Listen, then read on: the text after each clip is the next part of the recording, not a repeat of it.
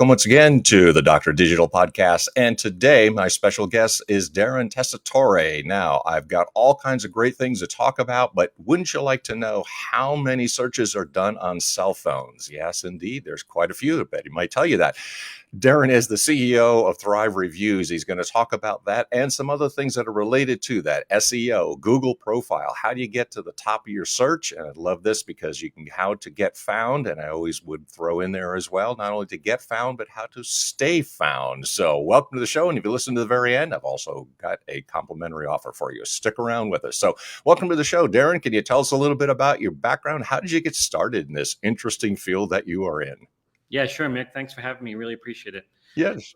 It's been quite the journey for the past 25 years. I started out in the telecommunications industry, and then I moved into consulting in high technology, basically helping companies figure out what the best technologies to use in their organizations were. I see. And that migrated me around to process improvement and helping companies streamline process and improve their efficiencies into being more efficient. Mm-hmm. And then what I started doing is I started helping companies really to figure out how to get found on the internet. And that then started moving towards, well, how do you get found locally? Literally one night I'm sitting in my office and I had this client. It was a large multi-location company in the West Coast. They had like 30 locations and we're getting them found on the internet. They're getting like, 35,000 visits a day to their website. It was awesome. Mm-hmm. But then I dove into it and I looked, they're not getting the local traffic that they need. They're getting all this traffic from all over the world and all around the country, but they needed people locally to come into their actual locations. Mm-hmm. And that's when I said, well, how do we do that? How do we direct the traffic so that we're finding the people around them and getting those people in their area to come to their businesses? And that's when I started doing some research and having my team do research into figuring out what are people doing to find local businesses? Mm-hmm. Where are people going when they're trying to look for local businesses? And that's where this whole Thrive Review started. It literally started about 8 years ago. Right. It didn't turn into Thrive Reviews until about 2 years ago. It was me consulting for my clients, helping them get found. And then when we kind of figured out the magic formula that's constantly changing, by the way. Yes. Right. We then started implementing that in our clients and realized, you know what, we actually have a product here that can help any local business. Mm-hmm. I'm really big on the local business and small businesses and helping them. They're getting eaten up by the big conglomerates like the Targets and the Walmarts of the world. And the Home Depots and the Lowe's. You see all these little businesses just kind of dying. But I think in the last 10 years, you've seen this big push of people saying, hey, wait a second. My friend owns that store, or my friend works there, or my kid works there. I want to help them. Mm-hmm. So you've seen this big push on helping local businesses. And that's really what we've done is we've honed in on what can you do as a small local business to attract attention to your business. Mm-hmm. And get those people that are literally looking for you. You will be shocked when you look at the numbers of how many people are actually looking for you, but aren't finding you because you don't know where they're looking. Yeah. Now, you said you've been in this field for 25 years. I don't know. Is it possible that you could tell us a little bit about some of the biggest changes that you've seen over the last few years? And you also hinted at it in the last several years. Things have changed. Yeah, one of the biggest things obviously is the cell phone, right? Everyone has a mobile device right now. Literally, I mean, it sounds kind of broad to say everyone, but there's not many adults that I know that do not have a smartphone, right? Sure. Yep. Well, what happens is when you search for something on your smartphone, how are you searching, right? You're either going, hey, I shouldn't say that. If I say, hey, Siri, she's going to start asking me questions. You either say, hey, cell phone, where can I find a chiropractor? Where's the closest dry cleaner to me? What's the best Mexican food around here? You're going to ask your cell phone or you're going to type it into your cell phone. Well, most people don't know this, but the cell phones have location services, which means it knows where you are. Mm-hmm. So when it knows where you are and you're searching, it's going to find the relevant information around you. Okay. So the key is, how do you become that relevant information? Yeah. Right? And that's kind of what I've seen. One of the biggest changes is, yes, the voice search, I get that, of course, but that voice search is a device-based thing that then goes and searches the internet, right? Mm-hmm. The Right. device is searching the internet for you. It's basically just typing in the information into the internet, essentially. It's translating your voice into text that then searches the internet, which then finds the relevant information near you. Mm-hmm. And Google and Apple, they have certain algorithms that they've put in place to determine what they think is most relevant, right? And that's the thing you have to kind of tap into. It's not what you think is the most relevant, right? It's what do they think is the most relevant based on what you are and what you're doing, Mm-hmm. right? So Right. it's not rocket science to actually figure that out and to do that, essentially. Yeah. Now it may be, again, sort of hinting and alluding to it, but are there some hot growth areas that you would say, and there are a lot of things that are happening, obviously technology changes so rapidly. What would you say are some of the hot growth areas in the field right now? I would say the fact that you're getting over 1 billion searches a day on Google Maps. Try to conceive that number, right? A lot, right. Yeah. There's 1 billion people searching Google Maps. Now, most people don't even know what Google Maps is. So think of Google Maps as they literally took the yellow pages. Remember the yellow pages? Yes. They took the yellow page, every business name, address, and phone number, and they Mhm. put it into a map. And whether you claimed that business as being yours or not, that business is on that map. And on that map, you have literally a free website. It talks about who you are, what your address is, what your phone number is, what your website is. And then people can leave reviews about you without you being able to stop them from leaving reviews about you. Yeah. Right. So they can write whatever they want to some degree. Google does monitor, slander and things along those lines, and they will remove them, which is good, which is new. But what's happening is people also don't realize when you search Google and Google Maps are interconnected. Mm-hmm. There's this thing called the 3-pack. So if you go to your web browser, you type in Google and you type in chiropractor near me, the first thing you're going to see is a bunch of ads. Then right under the ads, you're going to see three map listings, maybe 4 if someone paid for advertising, but you'll see 3 unpaid map listings. In the industry, that's called the 3-pack, right? Those are the top most relevant 3 listings on Google Maps that Google thinks you're looking for. Mm-hmm. And they try to get you to click on them and go into Google Maps, then use it for directions, right? And make phone calls and all of that because they can track how many calls they get called, how many people click on the website. There's all of these analytics that they can track to basically track your usage of the internet so they can make it more relevant to you down the road. Really what they're trying to do is get you to keep using it, right? Mm-hmm. Yeah. Like any website or social media platform in the world is designed for one thing, to keep you on it. Yes. As long as possible, right? Right. And we can go into how that's really that can be a little bit scary at times too, because especially with kids and younger adults that don't know that there are other views in the world, they can get sucked into these views that they keep getting shown because they like it or they watch it longer. Mm-hmm. Right?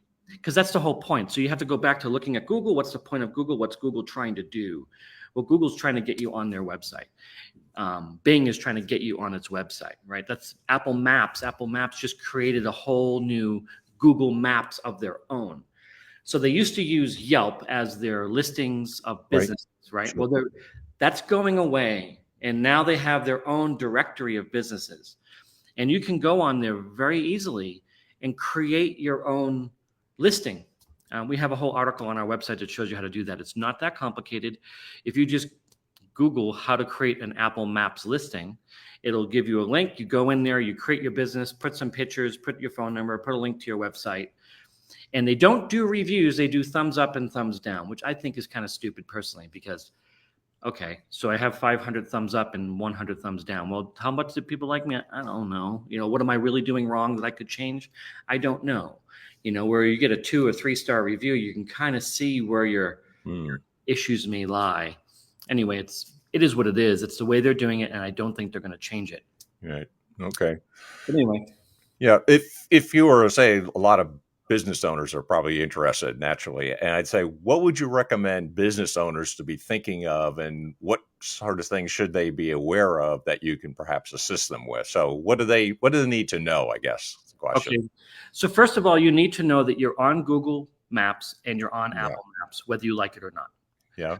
Your business is on there. If you want people to find you locally, you need to go in and take ownership of those listings. Okay. You need to make them yours. And now that they're yours, there's a couple key things you need to do, right? Okay. First thing you want to do is make sure you're in the right category, right? And you need to kind of do a little research on what category should you be in as a business. Yes, you're a restaurant. Great, that's a category. What kind of restaurant are you? Are you Asian infusion? Are you pizza? Are you Chinese food? Like, what kind of restaurant are you? Those are subcategories. So you need to make sure that you are in the relevant category to your business. Right. Take some time. Focus on doing the research. Don't rush it. Don't just say, okay, yeah, I'm a business, small business. Yeah. Next. No, it's super, super, super, super important, because Google won't show you if they don't think you're in the relevant category that someone's looking for. Right? So you need to do some research. You need to understand what the different types of categories Google has. They have a whole series of categories in there that you can pre-pick. Understand them. Know what some of those mean in your industry, right? How is that relevant, and how is it different from other different types of categories that you could be in? Like, if you're a consultant, well, what kind of consultant are you? Yeah. Right. You know, that type of thing. So that's one. That's, I think, the most important. Two, besides the fact that you need to claim it, you need to claim the business as yours. And there's a way of taking ownership of that business and saying, hey, Google, you have my listing on your map. I own it. And they'll say, okay, prove it. And there's a whole verification process to prove it, which, you just have to Google, how do I verify my business on Google Maps? And that will show you how to verify that it's your business and that you own it, so that I don't just go in there and say, hey, I own that chiropractor's office down there that's my competitor, and I'm going to make them look stupid by putting dumb pictures on it, right? They don't want that. So you have to claim it, and then you have to categorize it. And then what you want to do is you want to make yourself look professional. This is a website, right? If you have an ugly picture of a stained rug on your Google profile, people are going to go, well, I don't want to go there, right? But if you have a professional picture done, take the $500 and hire a photographer to come in and take some pictures of your business. It's worth it. Thousands and thousands of people are looking for you. Get the professional pictures done. Get a great shot of the outside of your building so people know what it looks like when they're driving by. And when they look at that picture on your listing and they look at that building that they drove by, they say, oh, there he is. I know where he is. Or if you're in a weird, obscure position on that building, like around the back or around the corner, take a picture of that. Make it so that they know, hey, here's a picture of the front, put a little arrow, go down this hallway, and I'm back here, right? Yeah. Little things like that where people, anyway, I guess the point is, when you ask me, one of the biggest changes I saw here is our attention span, right? Sure. We don't put a lot of time and investment into putting our attention on things anymore.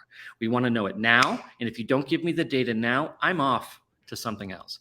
If I look at this and go, where the hell is that? I drive by there every day. I don't know. Next. Boom. Literally, you have seconds or you lose them.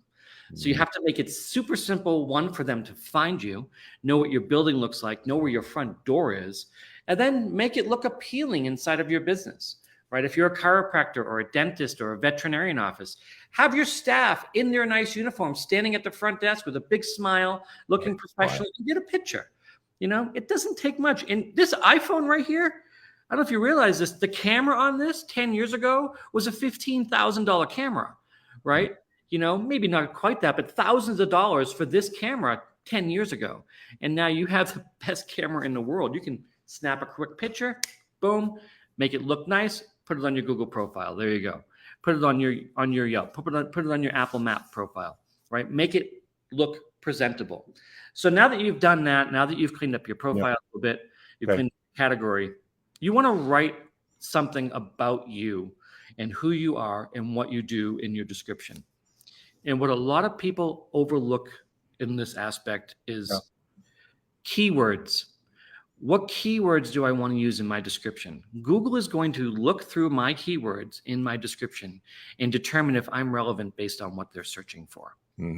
Most people don't realize that. They say, hey, we're a great chiropractor in Johnson City, Tennessee. Come on over. right? Okay, what kind of chiropractor are you? What makes you great? What special things do you do in chiropractor? We specialize in, handling lower back pain, upper back pain. And it doesn't matter if these keywords sound stupid and you sound repetitive in your writing. Most people are not going to read it. They're going to look at the pictures, look at the location, look at one other thing, which I'll get into in a minute. They're not going to read the description, but Google's going to read the description. Right. Yeah. Right. So it's okay to put repetitive keywords and make it look a little too much, if you know what I mean. Like you look, you go, that's a little too much. This guy's talking about lower back pain way too much. Well, maybe that chiropractor found that lower back pain is one of the number one issues he sees happening because so many damn people are sitting for 12 hours a day. Right. Yeah. Or shoulder pain or upper back pain or whatever it may be, or posture. How do you get proper posture when you sit at a chair all day long looking at Zooms? Right. So you have to look at that. But so I would take some time to do some keyword research. Not a very difficult thing to do. But I will say this, don't get lost in the weeds when you Google how to do keyword research. When you Google that, you're going to get 85 million results and you're going to go, well, which one do I do? Right? What do I do here? Just keep it super simple. You can update your description at any point from your cell phone. Right? So do the best you can as fast as you can, put it in there, make it sound professional. And then the last thing that I think is one of the most important is the reviews. One, having lots of reviews and getting lots of good reviews. But even if you have bad reviews, people get this whole concept. I don't want a 1-star review. Oh no. Well, if you had 500, let's go back a little bit. You search for a business and you find this business that has 5,000 5-star reviews. Your first thought is BS. There's no way that he has a perfect 5-star score. He's probably lying. He probably hired someone to get the reviews. I don't believe them. Right? That's the first thing I always think, and most people do too. So it's okay to get a 4, 3, or 2, or even a 1-star review to keep that balance. What's more important is how do you respond to those 1-star, 2-star reviews? Sure.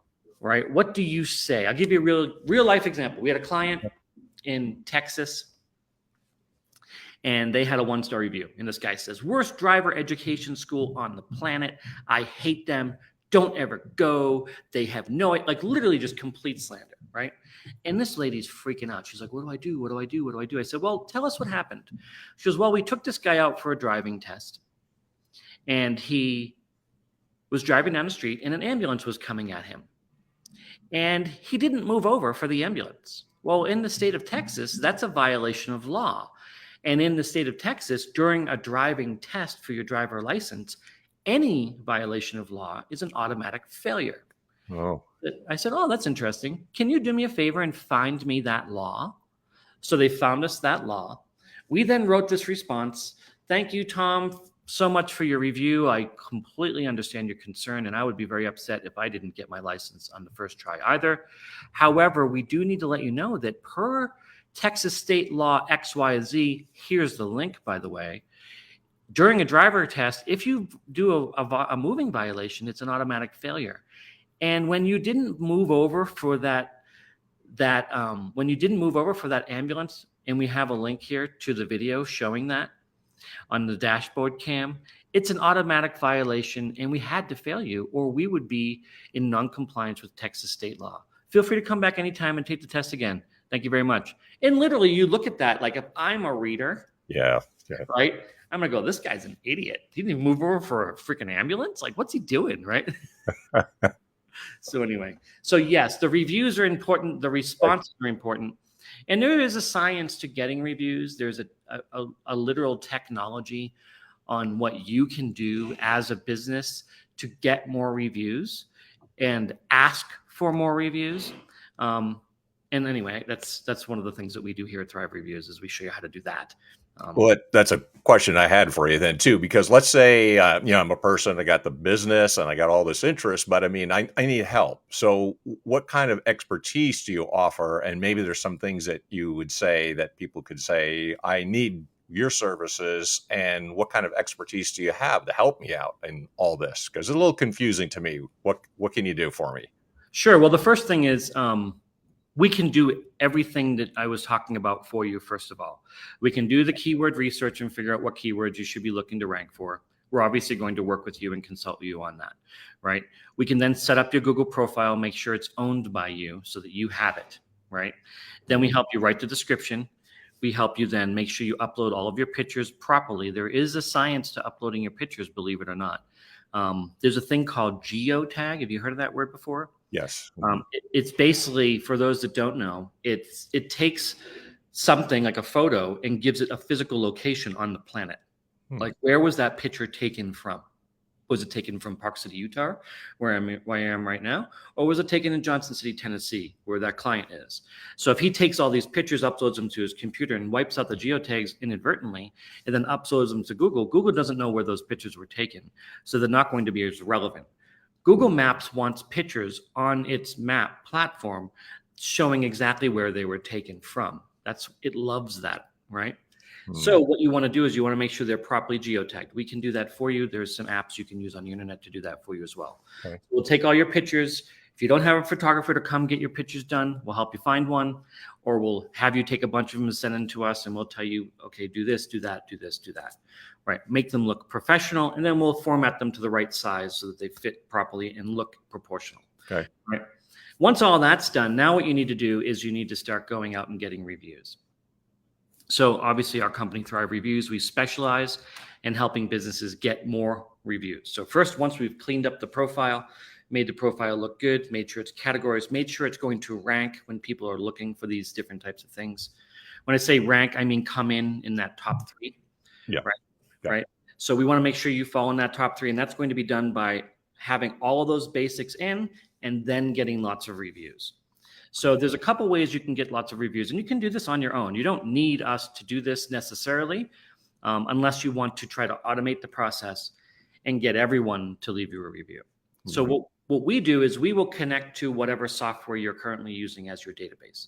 So if you're a dentist and you're using Dentrix, if you're a chiropractor and you're using some chiropractic software, if you're an auto dealer and you're using an automated auto dealer software, whatever software you're using to capture your customer database. We will connect to that. And then at a certain point in the sales cycle, because they come in for their appointment or they'll walk into your business, you may know that they walked in, but when are they going to be happiest with you? There's a point. There's always a point. If I'm a furniture store, this is a real example. We have a furniture store client, a bunch of them actually. One of our furniture store clients was sending reviews once they paid for their furniture. And I'm like, well, they paid for their furniture. They didn't get their furniture. Right? The furniture is not in their room and they're looking at it going, I love that furniture. Sure. Right? That could be in today's day and age, 6 months from now. Right? Especially if it's a custom piece. I had a custom dining room table made. It took 8 months to get. Right? And this guy sent me a text when I walked out the door after paying, asking for a review. And I'm like, well, I could leave a review on how nice they were to me, but I didn't go there to meet nice people. I went there to buy a dining room set. So when that dining room set is in my dining room and I'm looking at it going, that is badass, that's when I'm going to leave a review. So there's a point there where their software says delivered, right? So the product was delivered. Well, at that point, we fire off a series of texts and emails asking the person to leave a review, right? And the way you ask is almost as important as when you ask, right?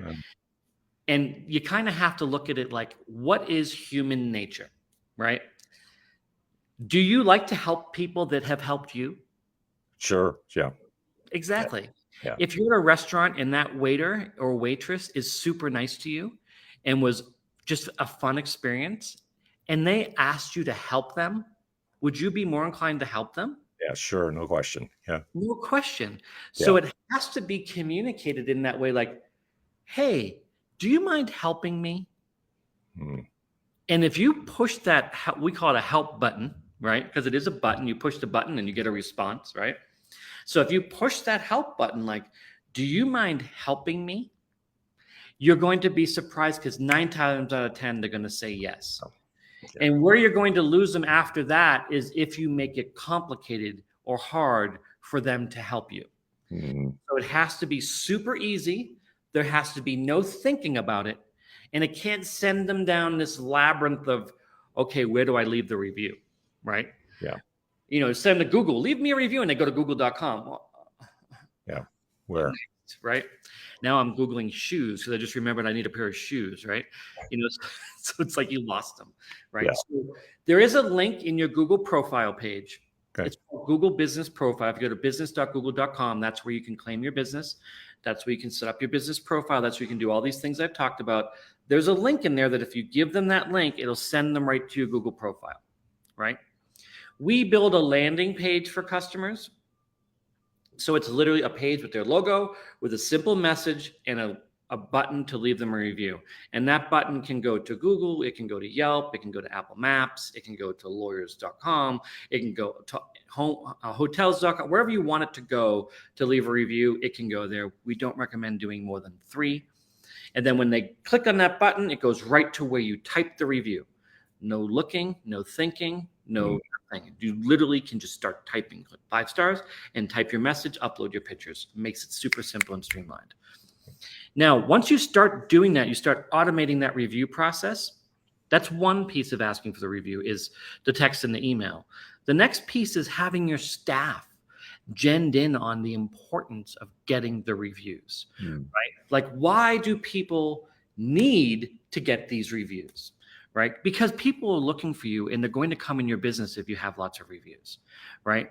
Yeah. Now take your staff and get them to duplicate the importance of that, because lots of relevant reviews are going to rank them higher in Google, right? And they're going to make you look better. If I see chiropractor near me and I have a 1-star and a 580-star 5-star reviews, I'm going to the 580-star guy. This guy has 1 star. Who is he? Is he brand new? Do people hate him? Like, what's the deal, right? Yeah. You're going to go to that 580-star over the restaurant. You look at 3 restaurants next to each other in the same square mile. They're all Mexican restaurants. Well, guess what? This guy has 1,500 reviews. This guy has 8. This guy has 20. I'm not even looking at the 8 and 20. I'm looking at the 1,500. That's just the way it is, unfortunately. So you need to get these lots of reviews, and you need to get your staff's head around this. Guys, this is important to our business. Mm-hmm. We need to ask everyone to leave us a review. Now, if they're pissed off and they're mad, don't ask them for a review, right? You have that option to not ask them, because they're probably not going to leave a good review. Now, if they were pissed and you fixed it and they're happy, that's good. But now, how do you make it so you can ask them in a really, really easy way? Well, we have this thing now called QR codes, and COVID has made QR codes probably more popular than ever. Like, you go into restaurants, you use a QR code for the menu. All these QR codes are everywhere now, right? They're easy to make. I can literally Google, make a QR code, and there's a free link. I can put the link in there and it turns it into a QR code, and that becomes an image. And now you can take that image and you can literally have it on a phone. You can have a piece of paper at the front desk, leave us a review, QR code, right? Yeah. But get the staff to direct their attention to that, right? Hey, Steve, how was your visit today? Oh, it was great, man. My back feels awesome. Oh, my teeth are so clean. I feel amazing. Do you mind doing us a really big favor and helping us out today? And then wait for your response. Yep. It's literally a question. Tom, they're happy. Do you mind doing us a really big favor and helping us out today? Why, of course, Darren. What can I do to help? Would you mind going to this QR code right here and leaving us a 5-star review and just telling the world how awesome we are? Boom. The guy's got his phone out. He's sending you a review. Just like that, right? Literally that simple. And if you get your staff with that mentality, right? Now, there's always the question, well, how do I get my staff to always have that mentality? What do I have to do? Well, there's this thing called rewards and penalties, right? It has been found that if you reward someone for doing something, they're going to keep doing it, right? Yeah. If I give you a $25 gift card every time you got a 5-star review, you're going to be getting lots of reviews. Sure. Right? Yeah. So make it into a game, right? Gamify it amongst your staff, right? Okay, guys, whoever gets the most reviews this month is going to get a $100 gift certificate to whatever restaurant they want. Or whoever gets a review gets a $20 gift card to wherever you want, right? And make that the game. Now, our software will give each unique staff member a link to get reviews and then track who got the most reviews. And it will literally send a report to whoever you want saying, Steve got 10, Mary got 5, Joe got 8, Tom got 25. And you can then run that report or it runs itself actually and sends you an email at the end of the month. And you just go, okay, I'm going to pay these all out to all my staff now. Mm. Right? You just have to work out in your mind, what is it worth to you per review? And they're not all equal. Some reviews, some companies, they're worth more than others, right? But they're worth something. They're valuable. Sure. So then the next part, which is just as important as getting the reviews, in Google's mind, is responding to those reviews. So think of it this way. Google is going to reward you for using Google. Yeah. So every business has a Google business profile. Okay, we've established that, right? Well, in that profile, there's a bunch of things you can do. One of the things you can do is you can respond to all your reviews. Now, our software platform has a feature where you can respond to those reviews as well within our platform, especially if you have multiple locations around the country or around the world. You can pull all the reviews into one dashboard and you can literally have a person responding to them. We also have Tampa Bay-based people that are American English majors or have graduated with English degrees that personally respond to every review. Right? They will go in and write a response. But what they're doing is, which is super important, is putting keywords. We call it salting keywords. You're sprinkling a couple keywords into that review response. Sometimes it sounds stupid. Remember the description? It may sound a little bit too much. Yeah, that's right. Right? It's okay to put too many keywords in that response. Just make them into a nice sentence format so that it sounds good. Right? That's what our writers do. It because Google is going to see those reviews, see what the people wrote, see what you responded, and use that data to help rank you higher in the listings. Super, super important. Well, with all of this wealth of information and assistance, of course, I'm sure there's people who are saying like, well, this sounds ideal. This is what I would like to know about. How do you recommend people getting a hold of you, and what should they do if they're interested? If you're interested, go to thrivereviews.io. Okay. Request a live demo. There's a little button. Oh. Click on the live demos. There's a calendar link. One of our representatives would jump on a call with you. They'll show you exactly how our platform works. And then we will build up a plan for you because you're a little different than someone else. You may have a listing that's already there. Like, I had a hospital come to us last month that had 550 one-star, there were 1.2 star reviews. And I was like, whoa, you guys, you need to change something, guys, right? People don't like you. So there's a different plan for that guy than the guy that has nothing, okay. Who has 1 or 2 or even 20 or 30 reviews, gotcha. Right? So we will draw up a plan to help you. And that's all part of our monthly package, is helping you to set you up. We don't charge more. It's a monthly fee for our services, and that includes responding to all your reviews by a human. And you probably go, well, what if it's a 1-star review? I don't want you responding to that 1-star review. Well, remember that driver ed teacher that I was talking about in Texas? Yep. We consult with you. We're not just going to write the response to that 1-star review. We need to get more data, right? So our writers are going to work with you to figure out what is the best response. And the first thing we want to know is what actually happened. Maybe it was a legitimate screw up on your part. Maybe one of your staff was high and messed up. It happens. But you just need to own up to it and take responsibility for it. Yeah. Like, hey guys, I'm sorry. This dude was drunk and he was working and we didn't notice it. We didn't notice that he was smoking weed. And we found out that he was, and we fired him. And, we're terribly sorry. We're putting in measures to do better drug testing to make sure this doesn't happen again, or whatever it may be, right? You want to create a response, 1, that humanizes you, and 2, makes that person feel like you actually heard them. Yeah. That's all they want, man. They just want to be heard. Yeah. They want you to know that, dude, you screwed up, right? My chicken was cold.